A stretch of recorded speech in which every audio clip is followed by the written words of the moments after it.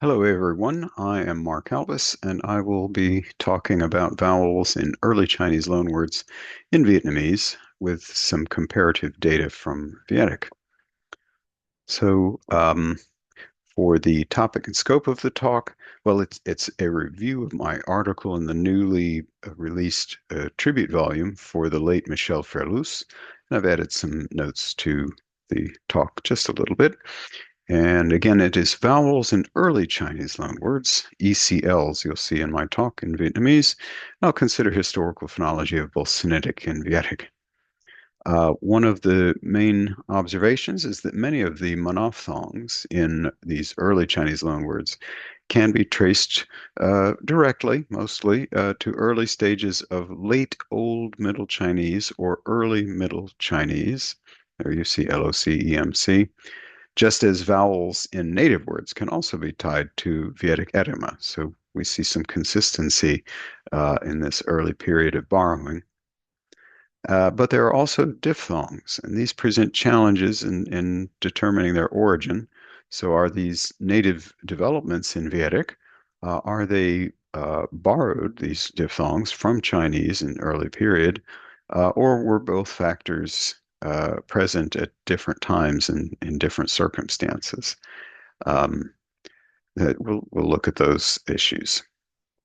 As for the periods of Sinitic Vietic language contact, because we're talking about before the Sino-Vietnamese era, so it's this Sinitic Vietic language contact, there are the early stage, early Chinese loanwords, which is from the very beginning of the beginning of the Common Era, really. And this is a period of late Old Chinese borrowings into late Vietic, at which time both of these languages have been reconstructed with presyllables and both reconstructed without tones. But in the later stage, early Chinese loan words from kind of the early mid to throughout the remainder of the first millennium CE, this was a period of borrowings from early potentially to late Middle Chinese, but going into late Vietic and into Northeastern Vietic, aka Viet Muong, by which time Chinese had lost presyllables but had developed tones, while Vietic was still had presyllables, but either had no tones or very only in the very late end of the first millennium. All of this is before Sino-Vietnamese vocabulary in the start of the second millennium. So these early Chinese loan words here include any Chinese words borrowed before the Sino-Vietnamese period. And there are various identifying phonological features. And of course, we expect corresponding semantics as well for these words. And these phonological patterns also match those in native vocabulary, native Vedic vocabulary. So we see some onsets of R, Old Chinese R to Vietnamese, modern Vietnamese R, L to L, M to M, N to N, and so on. We see some changes, such as the onset cluster cr to retroflex s, um, intervocalic lenition of Old Chinese stops but k to v z g. And again, these are found. This happened as well in a native Vedic vocabulary. Codas, there are a number of retentions there. And of course, the tone categories, which are also related to codas in much insofar as these are the rephonologization of those codas. So that's all well known. And so we're going to look at vowels in these early Chinese loanwords. I've presented and published on these matters elsewhere. So there's no time for me to go through this in depth. Um, but as for the vowels, there are similarly both retentions from early Chinese and patterns of changes.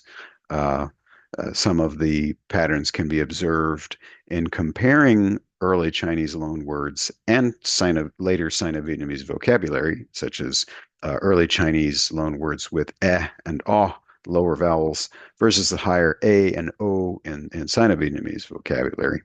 But as for the diphthongs in the early Chinese loanwords, that they will require more consideration, and there are some unanswered questions. So, before I talk further, I want to mention the challenges in studying early Chinese loanword vowels in particular. And one is that there are various reconstructions of both Chinese and Vedic. The primary reconstructions I have used in my published article, include the Old Chinese, Middle Chinese reconstructions of Baxter and Cigar, um, and notably the Old Chinese reconstructions have presyllables, kind of complex onset material. Then there is the later Han Chinese reconstructions of Schussler, who does not reconstruct these with presyllables, but I generally consider these to be essentially late Old Chinese, but that might be debatable. Then there is early Middle Chinese reconstructions of polyblank, and there are other Old Chinese reconstructions, and I did refer to these periodically in my study. Then for Vietic, I focus primarily on the reconstructions of Ferlus. 2007 are those are his lexical reconstructions, and I've added updates to those, and his 2014 phonological reconstructions. I've also given attention to Nguyen Thai Kun's phonological reconstructions of Vietic. Thompson's Viet Minh is also has some information to consider. But there are other complications, and there were certainly phonological changes in different periods of both Sinitic and Vietic during the times of the contact. And there is uncertainty about past dialectal variation in Sinitic. Uh, you know, what was the Chinese like spoken by local settlers in that period? But also dialectal variation in Vedic itself. And then there was certainly variation due to borrowing in varied language context situations over long periods of time. So, considering the amount of time, there was plenty of time for variation. So we have to tolerate some degree of variation in the vowels of loanwords, even as we can see that based on their overall word shapes and semantics, these are otherwise solid. So. Now, we must be careful not to accept too much variation from what might be expected, but we should not exclude what an Occam's razor approach might suggest is a clear, reasonable scenario to account for the variations in vowels. The vowels and loanwords can vary for various reasons. And now, to give some perspective for the early Chinese loanwords, let's consider vowels in native Vedic etymology. This table shows Ferlus's 2014 reconstructions of Proto-Vietic vowels with comparative data, a conservative Vedic language there on the two left columns. Um, that language has monophthongs all the way down. But for Vietnamese, there are two columns, and in Viet 1 column, those are the monophthongs, and in Viet 2, there are diphthongs, or I'm going to call them near diphthongs, I and ow, which are vowels plus off glide, so they're kind of complex sonorant material. Vedic has not been reconstructed with diphthongs by the authors that I mentioned. Yet in my 2021 typological study of Vedic languages, all nine Vedic language varieties from three branches of Vedic have at least three diphthongs. And these are the diphthongs, the three precisely in Vietnamese, ia, ua, and ua. However, in lexical reconstructions by Ferlus, there are maybe a small number, maybe a dozen Vietnamese words, Vedic words that he reconstructed with these diphthongs. Now, I have identified a few of these as Old Chinese loanwords, so we don't count those. So there's some evidence of diphthongs early in Vedic, but it's not conclusive. Um, and these correspondences are clear. We can see here ah to and so we will see some of these as well in the early Chinese loanwords. Please note that no Old Chinese reconstructions, and as I mentioned, there are several, none are reconstructed with diphthongs. Uh, Only We only see diphthongs starting in the later Han reconstructions of Schussler, and that's an issue I will return to. Proto-Austroasiatic has also been reconstructed with diphthongs, but ia and ua, but not ua. And in fact, there is still debate about the situation of diphthongs in Austroasiatic. Indeed, diphthongs in Austroasiatic languages are often the result of registered genesis later in Austroasiatic and history. So, and for these Vietnamese forms, these vowel diphthongs, there are no clear conditioning factors for them. So, where do they come from? And we see them in these early Chinese loanwords. Let's look at some data. The data I have comes from several hundred early Chinese loanwords of medium to high certainty that I've been collecting for a couple of decades now. They are grouped. I grouped them by vowels, and there were typically 30 to 50 lexical items per vowel. I compared these with the early Chinese source reconstructions.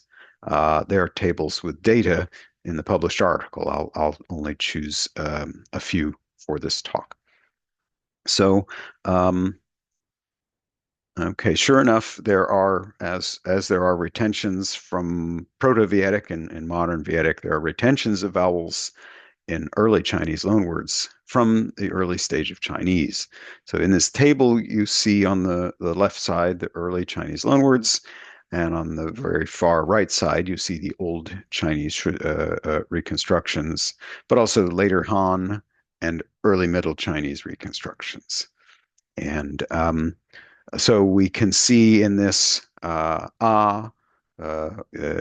early Chinese loanword and we see in Old Chinese, and we see a for a and for and so on, e for e, o for o, down this row, down the line. And we also see that they match in terms of their onsets and their codas, and they have expected tone categories. This is compelling evidence for this early Chinese loanword layer and its chronological position before the Sino-Vietnamese layer.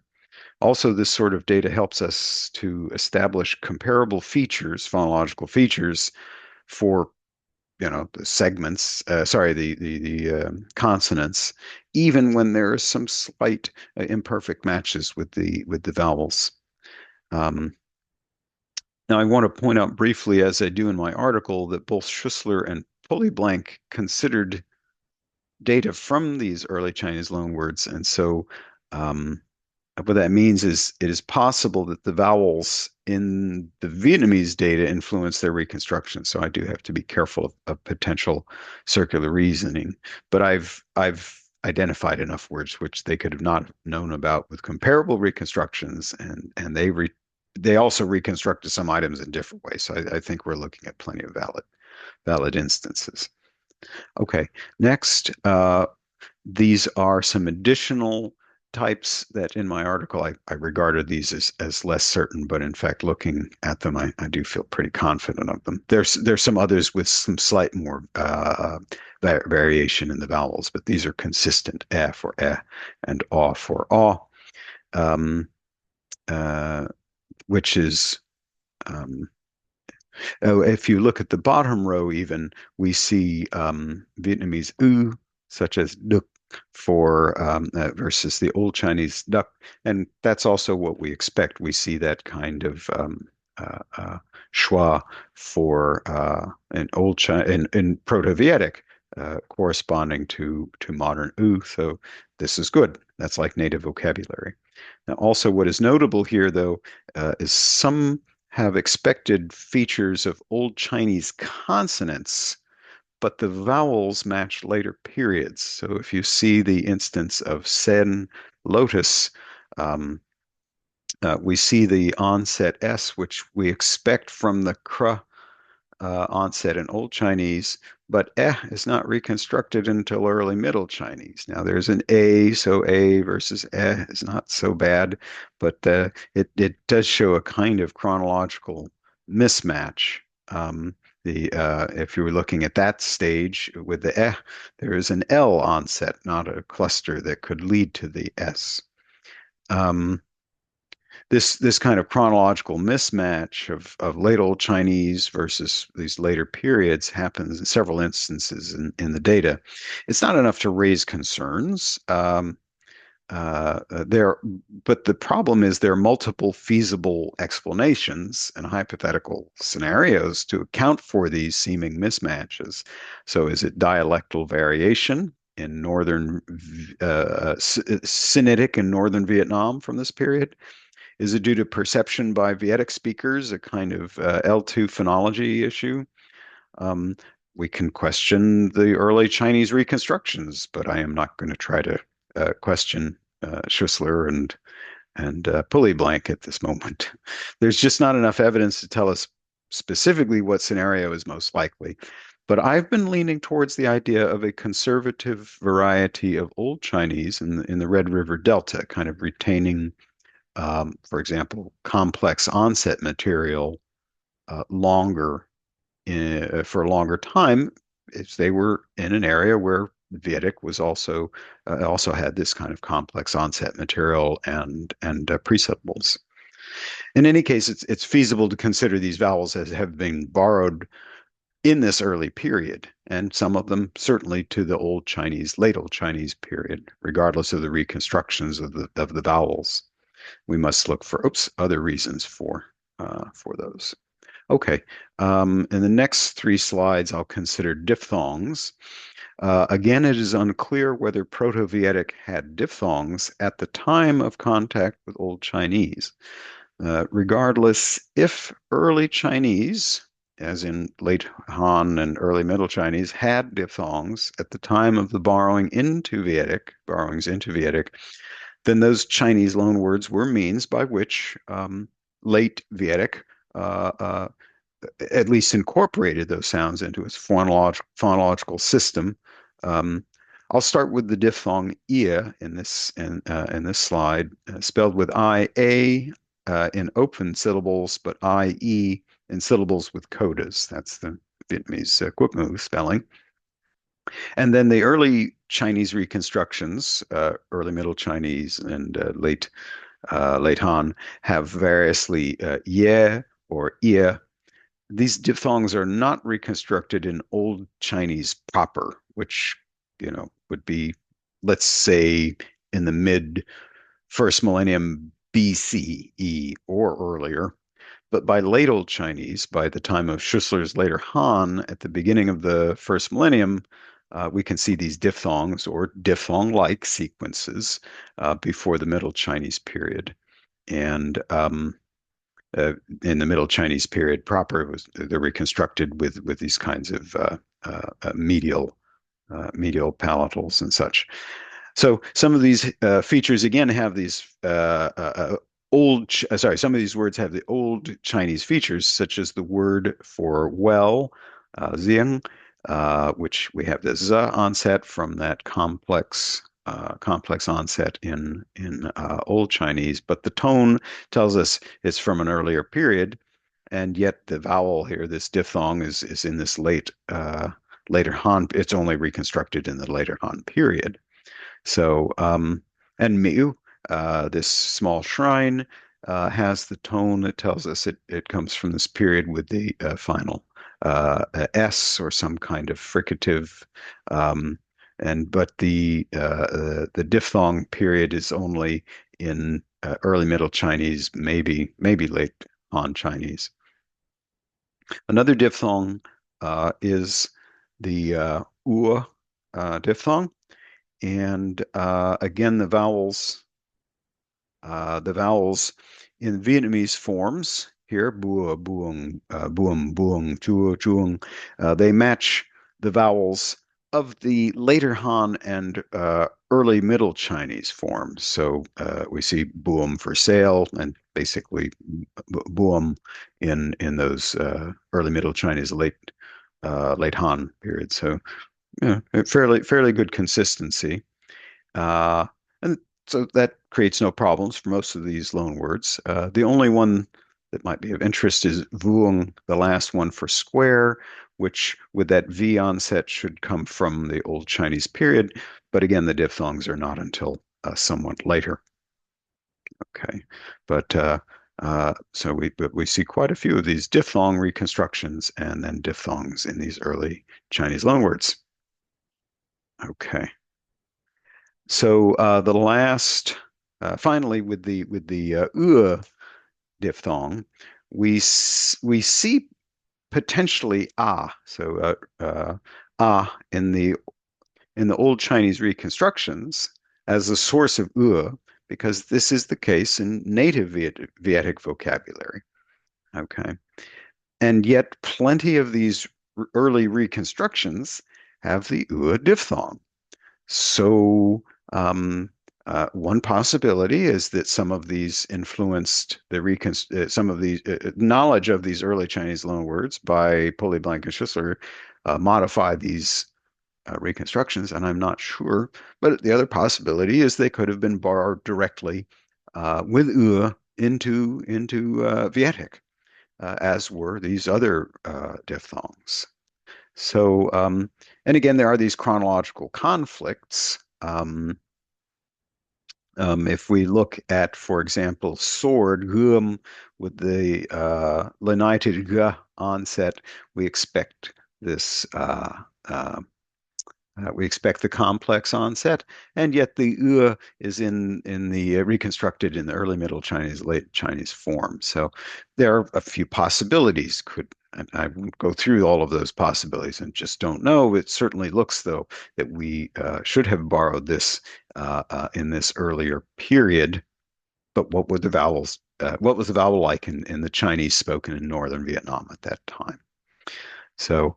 Um, so finally, were these borrowed as diphthongs, which is certainly possible, or do we have diphthongization from but there's no clear conditioning for how those became diphthongized, even in native vocabulary. So the borrowing of the diphthongs does make good sense and is entirely feasible, and we see it elsewhere. So um, for concluding observations, the data that I presented is further support for the ECL status, the early Chinese loanword status of these words in the data, not from some other period. There are ample instances of expected vowels from early Chinese, from stages of early Chinese in these Vietnamese early Chinese loanwords. And many of these match phonological tendencies in native Vedic vocabulary, which is good. That I think that's very effective support for the claims of these being borrowed from this early period. There are some complex chronological situations of, for example, late Old Chinese consonants, but early Middle Chinese vowels. And this requires some testing of hypotheses.